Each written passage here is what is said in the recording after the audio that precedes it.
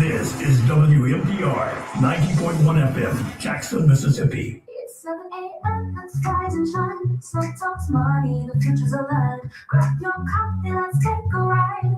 It's wealth and wisdom, time will rise. Author and Mr. Educator team sharing the wealth building things you should do. From trust to banking, it's all a must. Your guide to work is learning to trust. Legacy matters, secure it right. Dreams take shape with every insight. Rules and assets, life insurance plans. Building for your future with expert hands. Sometimes money and more. Knowledge galore. Asset protection plans to grow. To read and watch your dreams overflow. From saving today to trust for life. Breaking generational wealth divides. Healthcare directives, banking tips. We're here to help your fortune eclipse. From saving today to trust for life. Breaking generational wealth divides. Healthcare directives, banking tips. We're here to help your fortune eclipse. So tune in now, it's time to learn. So wisdom's your return. Invest, protect, and thrive for sure. Signing off is so talks money and more. Good morning, and welcome to another edition of So Talks Money and More, where we are always educating, enlightening, and empowering our community. I am your host, Dr. Sabrina Edmon Williams, educator, author, and investor, opening minds and closing contracts. I am so noted. And I am so delighted and excited and delighted to be here this last Monday in the month of June. We are headed toward July, fast and quick and in a hurry.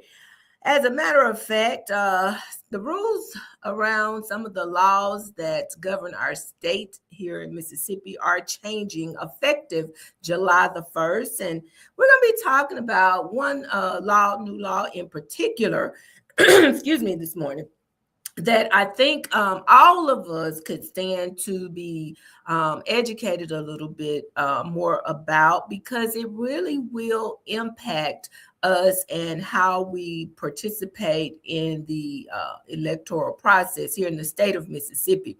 So whether you are joining us on WMPR 90.1 FM, watching on Facebook or YouTube, or catching this replay later, thank you for making So Talks Money and More a part of your day. Got to get this little frog out of my throat because Dr. Williams had something to say this morning. We got some things to talk about, Mr. Armstrong. Now, I got to tell you, today's conversation is not about telling anybody how to vote. That is not the purpose of this show. It's not about telling you who to support. It isn't promoting any one particular political party over another. But our conversation today is about getting an understanding of the rules that govern one of the most fundamental rights in our democracy, which is the right to vote. So I think we want to make sure that everybody is clear on my intent of actually doing the show today. So I want you to go ahead before we get started, because as I said, we have a lot to say. Call someone, tag someone, let somebody know, text them that we are having a very important conversation this morning that does impact our community and how we participate in the electoral process here in the state of Mississippi. And if you're not here in the state, because I do have viewers and listeners that tune in from other states, you need to stay on the call. You need to stay locked in as well, because just because it's happening here in Mississippi right now, and this is a Mississippi conversation, does not mean that it will not come to your state. And as a matter of fact, there is a national effort to do something pretty similar to what we're doing. Okay, let's see. It says, I'm listening on WMPR online, and it sounds like the mic is far away, but you sound great on YouTube. Thank you very much. I hope that sounds better. I have moved the mic closer because I don't want you to miss a word of this conversation this morning. Now, excuse me, beginning July 1st, which is Wednesday, Mississippi's SHIELD Act takes effect. Now, many people may not even be aware of what the SHIELD Act is and what that involves. So today we are trying to make sure that we educate our voters here in the state. Now, this particular law, also known as Senate Bill 2588, the SHIELD Act, which is an acronym for Safeguard Honest Integrity in Elections for Lasting Democracy. Say that one again. Safeguard honest integrity in elections for lasting democracy. Okay. This law establishes new procedures requiring election officials to compare voter registration information against government records to help identify people who may not be U.S. citizens. If a voter is flagged through this process, there are notification and review procedures before any removal from the voter rolls can occur. So, in other words, now we are looking at who is a citizen to ensure that only U.S. citizens are participating in Mississippi elections. Yeah, we got a lot to say about that this morning. Again, this SHIELD Act requires Mississippi to verify voter citizenship using federal databases when needed, notify applicants flagged as non-citizens, and require proof of citizenship within 30 days of notification. It also adds annual state-level database checks, reporting requirements, and protects related personal data from public disclosure. Now, some Mississippians welcome these changes as an important step to strengthen confidence in elections. Because after all, here in Mississippi, you know, we have had rampant dishonesty and lack of integrity around our elections. So we are taking steps to, of course, strengthen confidence in elections. Now, while some may be welcoming to these changes, others worry about whether eligible voters could be caught up in errors or administrative mismatches. Now, regardless of where you stand, the law is changing, effective Wednesday, July the 1st. And every voter deserves to understand what those changes mean. Okay, so this is a conversation I don't want you to keep to yourself. If you are already informed on what the SHIELD Act is and what it requires, then my question for you is, what have you done to validate, to definitely ensure that you are on the voter rolls, that you have not been purged, and that you will be able to participate in the upcoming election in November. So before I get into the act itself, we got to do a little backstory. We got to understand why all this even matters. Where is all this even coming from? And I want to go ahead and go on record as saying I have some definite, if you will, opinions, biases, whatever you want to call them, because I really, really don't understand what's going on, although I clearly understand what's going on. So, one of the things I often say on this show regarding anything that we're doing, and specifically when it comes to matters of estate planning, that preparation matters. And that's why we're having this conversation this morning, because I want our community to be prepared to not just simply show up at the polls in November and then find out information that prevents you from participating in the process. And, it's nothing that can be done on election day to fix that. So this is why we're educating ourselves and our community this morning.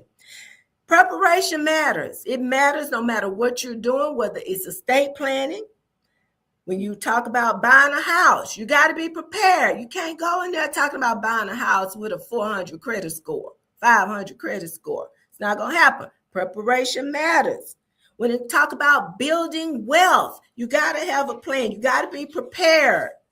And when we talk about exercising our right to vote, preparation matters there too. Now, again, if you wait until election day to learn what these rules are and how they have changed and what impact they have, you may discover on election day that there are questions or issues that could have been addressed long before you showed up at the polls trying to vote. So we got to go ahead and get this knowledge now, because knowledge gives you time to go ahead and get things prepared. Preparation gives you options. Now, preparation doesn't eliminate every challenge. That's not what I'm suggesting, but it does give you the best chance to overcome one. So again, we got to set some foundation here before we jump into this SHIELD Act, what it is, because we got to really understand, why should you even care that the laws are changing? Why does this matter to you? Because we tend to be motivated to do things when we understand how we are impacted. Now, as long as it's impacting everybody else, it's fine. I don't care really. It's impacting them. But when I understand how it is literally impacting me, my family, my side of the street, because we have this habit of saying we good over here. Well, you may not be good over here. Sometimes I hear people say, well, doesn't matter to me because I don't vote anyway, or I don't care about politics. This does not affect me. But election laws actually affect everyone. Everyone, whether you participate in the process or not, the laws affect us all, because those individuals who are elected, the elected officials, are the ones that are making decisions that touch nearly every part of our lives. So whether you vote or not, whether you care about politics or not, whether you participate, whether you have interest or not, that's fine, but just know that there are people who are participating in the process that are making decisions that impact your lives. Think about it. Who decides how much our property taxes are? Those of us that own property, we get assessed and we are required to pay taxes. Who's making the decision about how much we pay? Who's deciding how much funding goes into our school systems? A lot of us are upset, especially here in the Jackson metro area, where we've recently closed many schools throughout the city. Who's deciding how much funding goes into the school districts? Criminal justice laws. We are always seeing evidence of injustice in the criminal justice system. Who's making those decisions? Road construction projects. Any of this sound familiar, Jackson? Come on. Who's making the decisions about this? Healthcare. We just spent time advocating, trying to convince folks to expand Medicaid here in the state of Mississippi. Who's making decisions about healthcare policy? Medicaid, business regulations, public safety. I'll tell you who's making those decisions. Those decisions are made by people who are elected. So whether you choose to participate in the process or not, those individuals are making decisions that ultimately impact and affect you. You can choose not to participate in elections, but you cannot choose to live outside the consequences of those elections. Let me say that again. And we don't have to look very far back to understand that you can choose not to participate in elections, but you cannot choose to live outside the consequences of those elections. Allow me, if you will, to define the issue for you. Now, one thing I've learned over the years is that many public debates become confusing because people are using the same words to mean different things. The same words, but they're meaning different things. So before we get into this actual law, come on, let's go to class. Class is in session. Get your pen, get your paper, because I don't want to leave anybody behind. Let's take some notes this morning and define a few terms so that we really understand the issue. All right, I'll give you a minute because I don't want to leave anybody behind. I never tried to leave anybody behind in my classroom, and certainly we are in class this morning. So the first term that we heard and we hear a lot when it comes to the SHIELD Act, we said it is an acronym for Safeguard Honest Integrity in Elections for Lasting Democracy. So what exactly is election integrity? This term refers to the systems, laws, and procedures designed to ensure elections are conducted fairly, accurately, and securely. Again, this term refers to the systems, laws, and procedures designed to ensure elections are conducted fairly, accurately, and securely. Most people, regardless of political affiliation, I think we can all agree that election integrity is important. So the debate is usually not necessarily about whether it's important or not. The debate is usually about how to actually achieve election integrity. Now, of course, when there is no election integrity, there's another term that pops up, and we've probably heard it used more in the last probably couple of election cycles than we've ever heard it in our lives, in our lifetime. I know I certainly have, and that's the term voter fraud. So what exactly is fraud? I talked about fraud last week with regard to another instance of fraud. And in that instance, we were talking about theft. But I guess you could say when we talk about voter fraud, it is in essence theft. Okay, so voter fraud is defined as an illegal attempt to interfere with the voting process. An illegal attempt to interfere with the voting process. And it can take different forms. Okay, listen to this. It can include things such as voting multiple times, okay, impersonating another voter, or knowingly registering or voting when not legally eligible. Voting more than once, impersonating another voter, or knowingly registering or voting when not legally eligible. Now, documented cases, they do occur, of course. I don't know how prevalent it is here in Mississippi, which I would have loved to have seen the data on that, how often we have voter fraud that is occurring here in our state.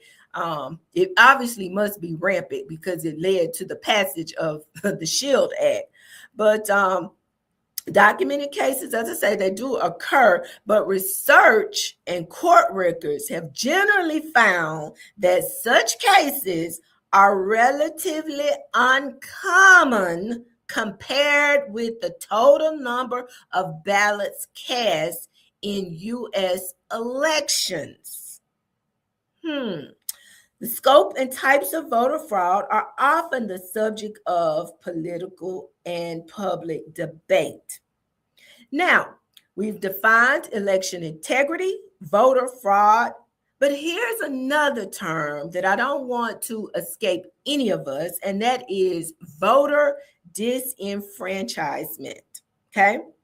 This term refers to eligible voters being prevented from voting or having unnecessary barriers placed in the way of exercising that right. Voter disenfranchisement. Disenfranchisement can result from legal restrictions, administrative errors, or other obstacles that affect otherwise eligible voters.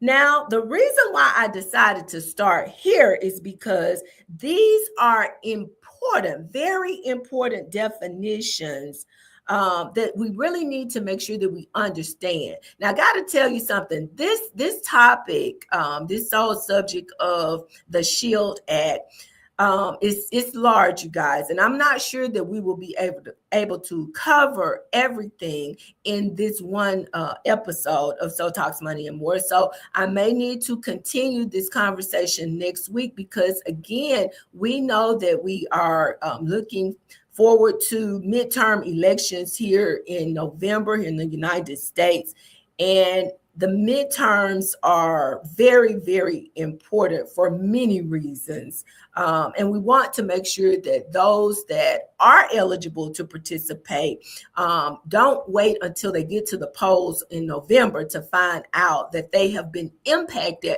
by laws that were put into place right before the midterm elections, because we are concerned about election integrity.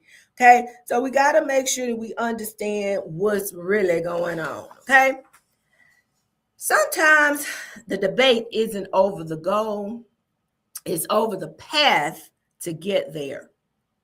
So we understand, and as I say, we can all agree that we want our elections to be fair. We want there to be a high level of election integrity.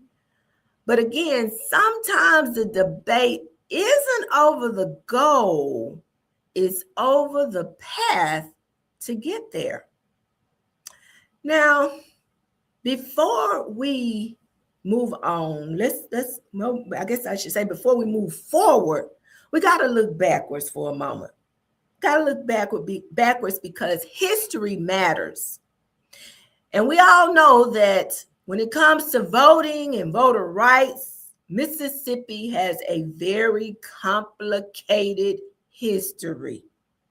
I don't think there's anybody that would disagree with that. We have not had a very good history.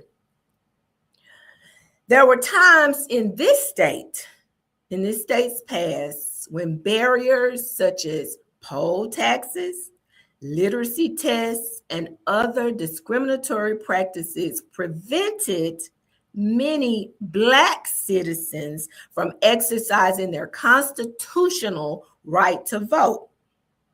Those practices were later prohibited through federal legislation and court decision, such as the Voting Rights Act of 1965. And if you are in tuned and alert and aware of what has gone on here in this country just over the last few months, you know that there has been an attack on the Voting Rights Act of 1965. And it should concern all of us, you guys. It really, really should, because as I say, Mississippi has a complicated history. And as I sit in this studio, WMPR 90.1 FM, that bears the name and the ownership of the Evers family, I can only think about the sacrifices that family in particular made for Mississippians and, Americans in general to have the right to vote. And that's why I felt that this conversation was so important, and I feel honored to be able to lead this conversation from this space. That history is one reason why changes to election laws often receive close public attention here in the state of Mississippi. Depending on who you ask, people bring different experiences and perspectives to the conversation. Just depends on who you ask, which Mississippian you ask about our history. People have different experiences. So their perspectives around voting and voter rights will vary. History reminds us, though, that voting rights have expanded over time through constitutional amendments, legislations, and civic engagement. It also reminds us that Americans continue to debate how best to balance broad access to the ballot with confidence in election administration. History, a look backwards. In order to move forward, we got to look back, you guys. We got to know where we've been in order to really see clear where we're going. And interestingly, I had a conversation with a friend over the weekend who reminded me of something because he shared this with me before. We were talking about just many things, you know, how we're in a season now where it's almost hard to have a conversation with individuals without really reflecting on the state of our nation. And so I was telling him that I did a presentation this weekend at the 2 Mississippi museums, and he said to me something that he said before about his experience going to the 2 Mississippi museums and how he remembers looking at the monuments, those hanging monuments that basically identify individuals throughout the state of Mississippi that were lynched. And he said, you know, one of the things that I find very interesting is that, you know, I looked and I read a lot of the information about our history as a state. And I look at that period called Reconstruction. And during that period, Mississippi was actually not at the bottom. we have become comfortable being at the bottom, but at that time, we were leading the nation in that we had statewide elected officials that looked like us. You know, Hiram Revels was a U.S. senator, Black man from Mississippi at that time. So you look at Reconstruction and you look at our ability to participate in the electoral process. And when Reconstruction ended, I think it said it was about 6 years. If you look at the information there, and if I'm wrong, please, I stand to be corrected. But there's about 6 years or so in between the end of Reconstruction and when the lynchings began. Think about that. Think about that. Short period of time. History doesn't tell us what to think, but it does remind us why people care so deeply. And it should challenge us to think deeply too. Should challenge us to think deeply too. I'm looking at the clock. Oh my goodness, the time passes quickly. So I'm going to go ahead right here and take a break. And on the other side of the break, we're going to jump into the SHIELD Act, what it is, what it means, and how it could potentially impact you. So I'm going to throw it to Mr. Armstrong real quickly, Mr. Armstrong, because I got a lot to say this morning. We can't take too much time. Let's get in and out. I'll throw it to you. Go ahead.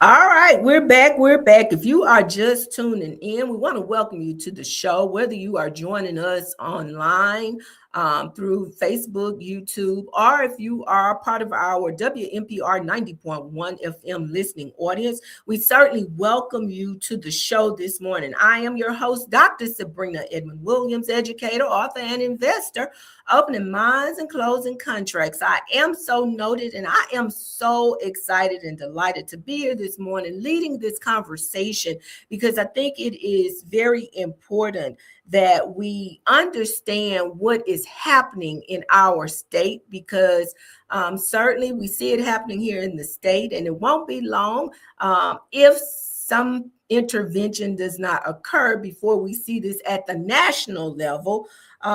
So before we continue this conversation, I want us to agree on something. First and foremost, facts matter.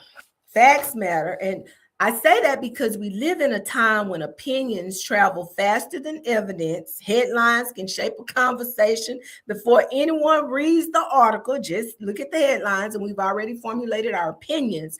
And one social media post can spread around the world before anyone checks whether it's accurate.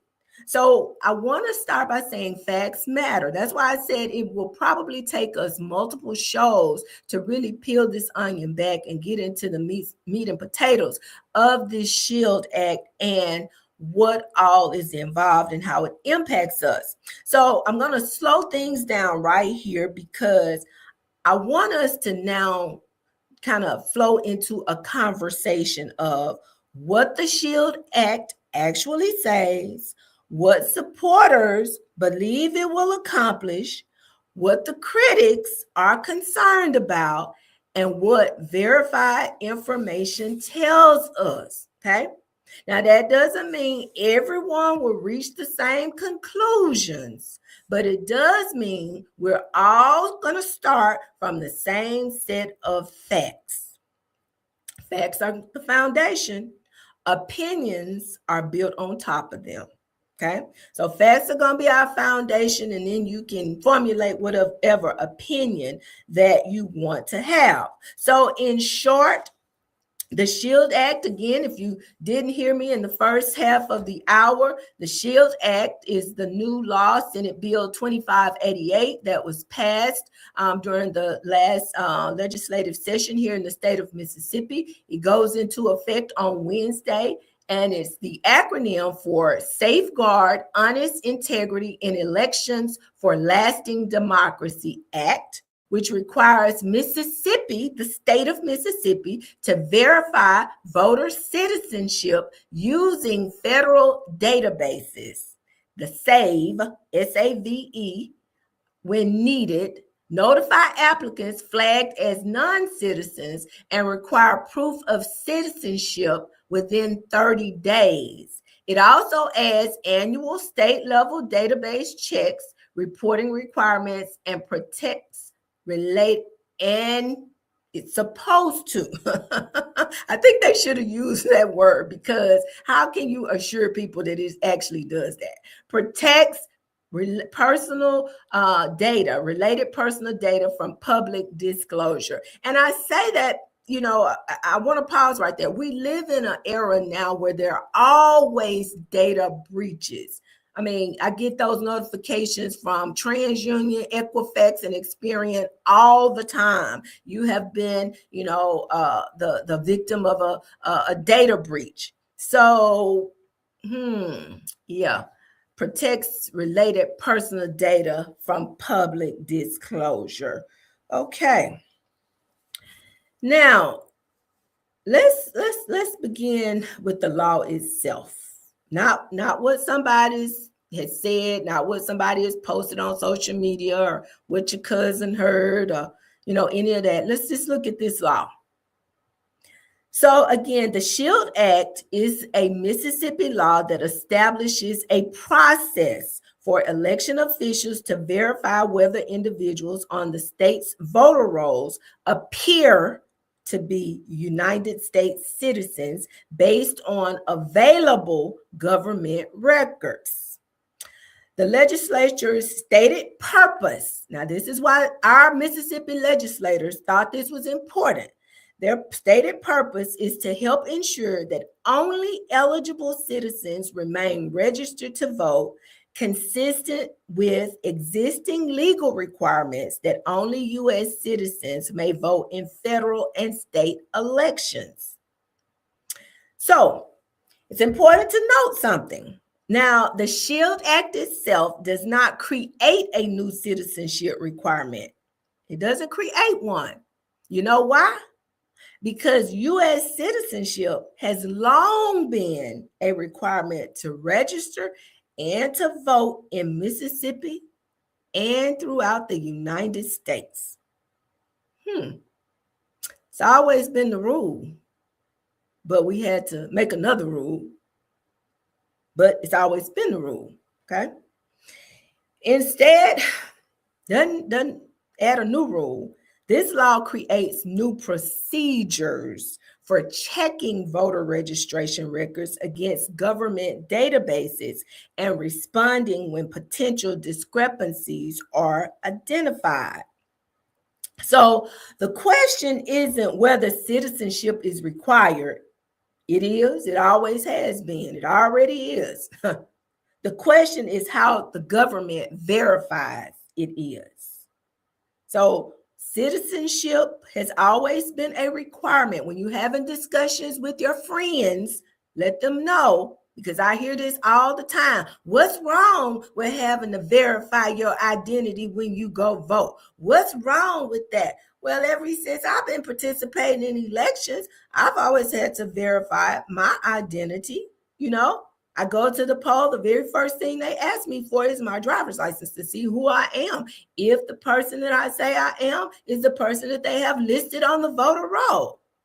So we need to verify identity, and not just verify identity. We need to verify that the people participating in these elections are in fact U.S. citizens. Now, the question that I would like to ask, and I don't know if we have any of our Mississippi legislators that follow the program, or I'm sure you guys know who they are, and you may be friends with them. You may have relationships with them, and if you don't, you should. We all should, because these are people who are making decisions for us. But the question that I would like to ask is, again, where is the data? Where was the data that suggested that there was a high level of voter fraud or voter integrity was an issue here in the state of Mississippi? I don't quite understand that part, and we're going to get to why I don't understand it in just a moment. Now, why was this law passed? If you ask the supporters of the SHIELD Act, they will argue, and they have argued, that it's designed to strengthen election integrity and public confidence by ensuring voter registration lists are accurate.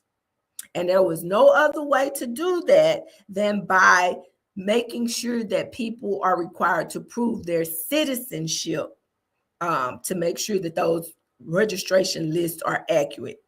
Now, these supporters contend that only eligible citizens should vote. Okay, I can't say that I disagree with that. They contend that voter registration rolls are regularly updated. Are they?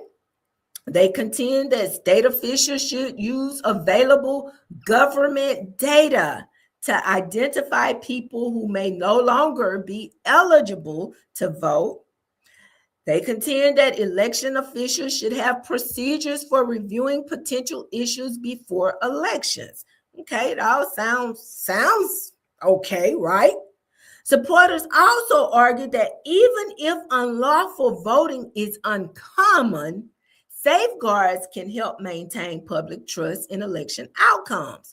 So whether you agree or disagree with those arguments, that's the rationale. I'm just putting the rationale for why this was necessary. And I would like to even add, why was it necessary at this moment, like right before the midterm elections? Why did Mississippi feel the need to push this forward? Now, we didn't find the need to address the fact that we have the highest infant mortality rate in the nation. We didn't find that something that we had to rush legislation through on. We said we'd just do a study. We're going to form a committee to go study the issue. We didn't form a committee to study whether or not voter fraud was a rampant issue here in the state of Mississippi. We passed a law, and this law is going to go into effect in July. We didn't pass a law. We didn't find it important, the fact that we had one of the biggest welfare fraud, remember we used that term fraud earlier, fraud scandals in the nation, basically, just a few years ago. We didn't pass any legislation to address that at all. To my knowledge, there has not been one bit of legislation passed to address that. But because we were concerned about voter integrity, voter fraud, and election integrity, we didn't study it. We just went ahead and we passed a law to address it. Okay. Confidence in elections depend not only on honest outcomes, but also on public trust in the process. Public trust in the process. So, Dr. Williams, what exactly is changing? Let's jump into this real quick, because as I say, we're going to have to circle back to this. This is a lot to cover in one show. But just know that beginning July 1st, which is Wednesday, Mississippi election officials are required to carry out a citizenship verification process using information available through government records. The law directs the Mississippi Secretary of State to work with county election officials and use available databases to identify registered voters who may not be U.S. citizens.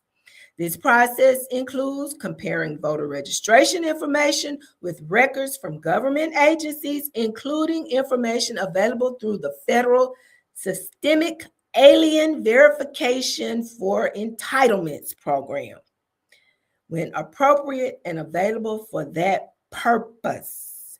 The goal is to identify registrations that warrant additional review, not to assume that every database mismatch means someone is ineligible. That distinction is important because government databases are, as supporters say, useful tools, but like any database, they can contain outdated or incomplete information. A database can identify a question. It does not automatically answer it. It can identify a question. It does not automatically answer it. As I said, we have a whole lot to say regarding this SHIELD Act, But one of the things that I don't want you sleeping on is the fact that the SAVE Act, which is basically the national version of the SHIELD Act, has not passed through Congress. And that's very concerning to me that as a state, we would move forward with this act here in this state. And it's not something that's even been addressed at the national level because some of the major players now have some of the same questions that I have. And the biggest concern that I have really, you guys, is implementation, enforcement of this particular act. And I say that because my question as a female, a woman who participates in the process, when you talk about identifying yourself and proving your citizenship, there are two documents that I don't want any of us to sleep on. People have been talking about it for years now. I think I've mentioned them on this show before, and I'll say it again. And we're going to continue talking about these documents throughout this series on this SHIELD Act. The two documents that prove your citizenship are your birth certificate and your passport. Now, if you don't have either one of those, or if the information that's on them is a mismatch, which there are many legal reasons, there are many acceptable reasons why it will not match, then how do we handle that? What has been put in place into this system to address that? Again, I am a woman. My last name on my driver's license, my last name on my voter registration information does not match my information on my birth certificate. Why? Because I wasn't married when I was born. It's never gonna match. It's not the same. So what have we put in place to address something like that? The reason why I'm concerned is because there are a lot of older people throughout this nation, specifically here in Mississippi, who do participate in the process, who may not have identifying information. They may not have a birth certificate, and they have a very valid reason for not having one because they were born at home by a midwife. So they may not have an accurate birth certificate. Because as I understand it, a lot of people who were born with midwives, even when they did or were born at home, even when they did get a birth certificate, there may have been a miscommunication of, let's say, the spelling of the person's name. If you had an illiterate person that really did not know, excuse me, how to spell properly, they may have written down what they thought they heard, and that may have not been how the parent spelled the person's name or how the person spells their name. So that information is going to be a mismatch. It's not going to be the same. How do we account for these things in this law? These are the questions that we need to be putting in front of these elected officials who thought it was necessary to move forward. How do you address these things? Because we have a habit here in this state. We do this. I've seen this before. We passed a whole squatters law, I think, last year in the legislative session. And the reason why I choose that one in particular is because I am an owner of property. And we thought that was the best thing ever because people are literally moving into folks' property and taking over their property. So we thought we had some rights as property owners with the passage of the squatters law, only to find out most, I would say 90, probably 9% of the folks here in this state don't even know how to enforce that law. I mean, literally, people that own property it's taking them just as long, if not longer, than it did before. And we have this law on the books. So we don't always get it right as a state with these laws and having clear direction on how to enforce this. There's a breakdown in communication somewhere sometime on these laws and how to enforce these things. So when it comes to our voting, we got to make sure that we are asking the right questions, having the right conversations, because this really could disenfranchise a whole lot of people. And it leaves you to wonder, did people consider this? Maybe they did. And maybe that's the point. I'm going to leave that alone. I'm just going to sit that one right there. We had to have known these issues are easy to see. But this is what happens, you guys. We talk about, we just had this supermajority here in the state of Mississippi for many, many years, which basically meant that both houses of our legislature were held by the same party. I'm confused a little bit. We talk about election integrity and our concern. And, certainly, in my opinion, we had way bigger fish to fry than this. I know this was on someone's agenda and it made it through. But my question becomes, when you're in a state where every statewide position is elected position is held by the same party,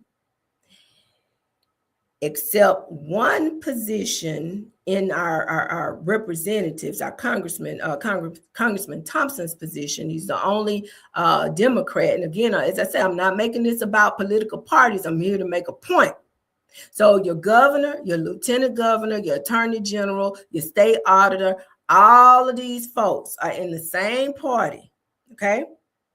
Your Congress people, with the exception of one seat, all in the same party. Your senators, state senators, all in the same party. And yet, we're concerned about the integrity of our elections because somehow, some way, there may be some voter fraud or some dishonesty or some illegal people participating in the electoral process, right? I'm gonna leave that alone. I'm just gonna park that right there because, as I say, I got a whole lot that I can say about that, but I don't quite understand why this was priority in this legislative session when there are so many bigger fish that we have to fry here in this state. One of the reasons I wanted to devote this entire program to this topic is because laws are only effective if the public understands them. And we got to understand what's going on with the SHIELD Act before you get to the polls, you guys. There are already purge rolls that are out there. I actually saw the one for Rankin County at a Juneteenth event I attended last weekend. They're out there. What I encourage you to do is before you go to the poll, I don't care how long ago you registered to vote, find out if your name is on the purge roll, because it very well could be, because you may not have been participating in the process. You may not have voted every election cycle, and your name could be on the purge roll. And you only have 30 days from the time that you are notified to correct it, to prove your citizenship. How do you prove it? You got to prove it with your birth certificate or your passport. And God help us if your name differs on those documents. So there's some deeper conversation that we need to think about, we need to consider, and we need to engage our representatives in regarding this SHIELD Act, okay?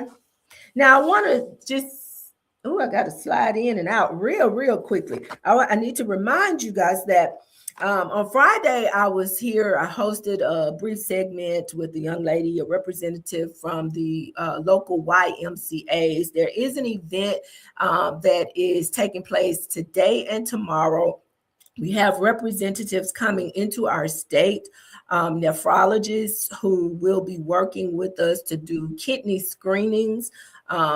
Kidney disease impacts our community greatly, and we cannot sleep on that. We've got to get up and go down and do these free screenings. These people are coming from out of state to do these at no charge. So I understand that statistics suggest 9 out of 10 people walking around with kidney disease don't even know that they have it.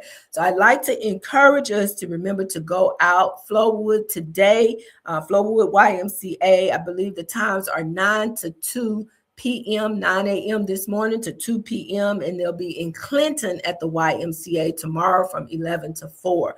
Please go out and support these events. When we go to our medical professionals, I know I try to get that annual pap smear in as well as the mammogram, but I have never just gone in and said, can you please assess my kidneys to see if they are functioning properly? So the fact that people will come into our state and do these screenings at no cost to us, you know, it's costing somebody. What it can cost us and should cost us is the time that it takes to go out and get these screenings done. My understanding is they will also be doing other health screenings as well. So please go out and support. Get yourselves checked out. Don't want you to forget about my upcoming event that I have partnered with We Care Church on. It's the Each One, Teach One program. We are trying to teach our community, young people in our community, how to do something, you guys. Passing on the knowledge that we have to our young people, because they will be the ones impacted. They will be the ones impacted by these laws such as the SHIELD Act that are being being implemented. So we got to bring them out, and we're doing that July 18th at We Care Church right here in South Jackson, 139 Colonial Drive. We will be doing giveaways, back to school supplies, free haircuts, food, clothing, you name it. Bring the family out. It's a family event. We will be out there starting at 8 a.m. So come on out and support it. If you cannot come and participate, volunteer, please bring us some water, clean out your closet. Good time to clean out your closet. Bring us some clothes, bring us some school supplies. You can help, and we need your help. That's July 18th. Next thing I want to say by way of announcements, this is my church announcement, so I got to go through this list real fast, but I got some things I got to get in. Last week, I think maybe a week before last, I did a show. We talked about the incident in S.E.W, Mississippi, where there is still outrage about the death of a baby at the hands of a law enforcement officer. Well, fast forward a week, we're visiting it again right here in Jackson, Mississippi. But this time, it's not at the hands of a law enforcement officer. It's at the hands of just a everyday citizen. I'm assuming, as I don't know whether that person has been detained, arrested, but I think it is very tragic that two women lost their lives along with a toddler. And then the question becomes, community, where is our outrage? We're in S.E.W protesting. We're out of protest here in Jackson, Mississippi. If we're going to put other folks in check, we got to put ourselves in check as well. That's a whole show right there. I'm just dropping it off and moving on. So my condolences do go out to the families, but as a community, we got to do some things better ourselves.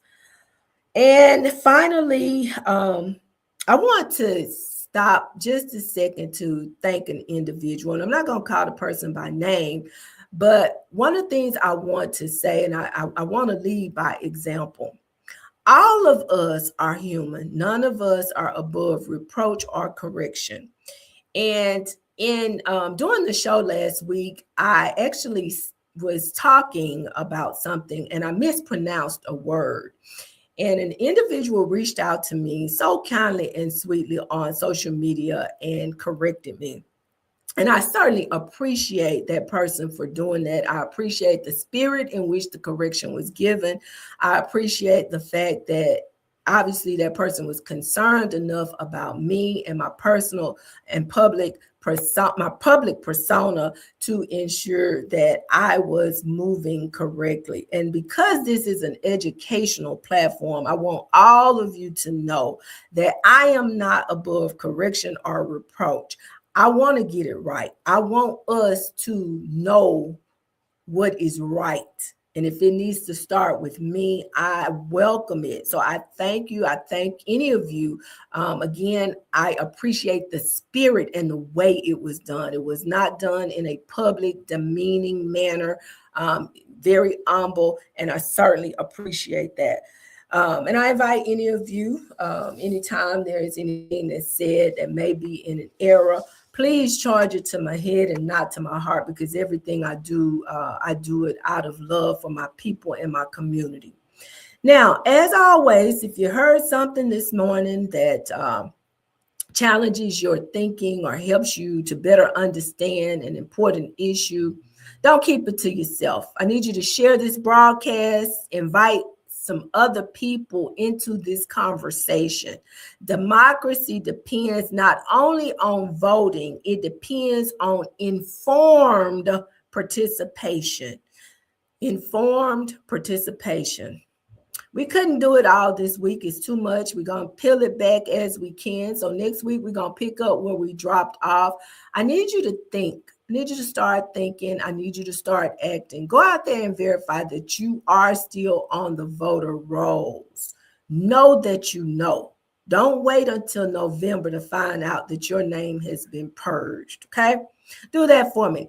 And looking at the clock, it's time for me to slide on up out of here. It's been good this morning being with you. And guess what? When I see you again, it'll be July. Hotter than July, Mr. Armstrong. It's already hot. right. It's been good. Peace.